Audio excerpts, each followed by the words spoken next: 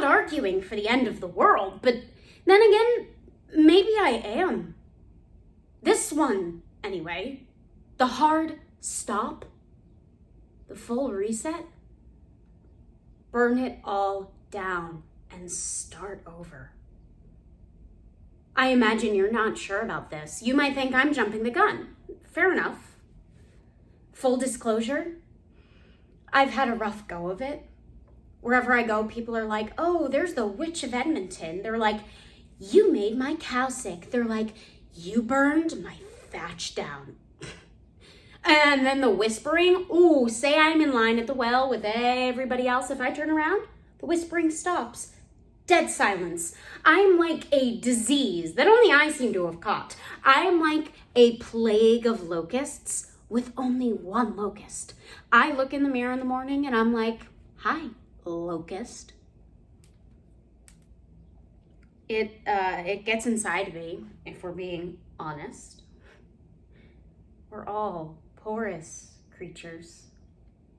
And I have a fuck off face. Most of us do, but that's no real barrier to the ceaseless, everyday grind. And I'm not saying I don't have a grudge, because I do. Clearly, I do have a grudge. But does that detract from my argument, or is it just an added texture?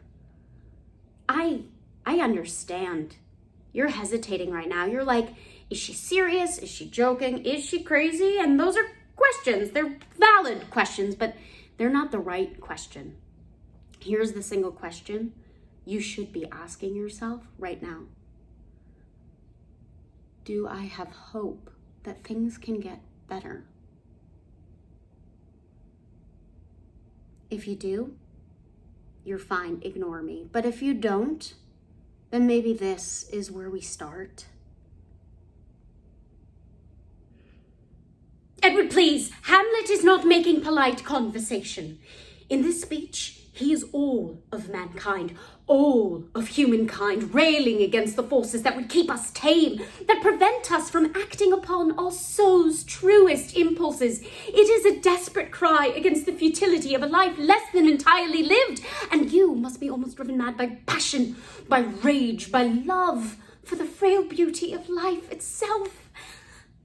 Edward, Shakespeare writes in a rhythm, which matches precisely the beats of the human heart.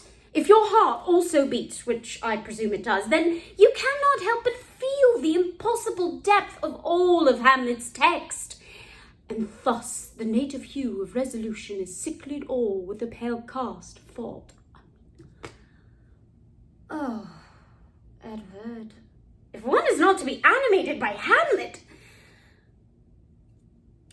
but I suppose we must allow for differences in taste. You juggler! You canker blossom! You thief of love! What? Have you come back? No! Puppet! You! Whoa. Puppet? Why so? That way goes the game. Now I perceived that she had made compare between our statures. She hath urged her height, and with her personage, her tall personage, her height, forsooth, she hath prevailed with him. And are you grown so high in his esteem because I am so dwarfish and so low? How low am I, the painted maple? Speak! How low am I? I am not yet so low, but that my nails can reach unto the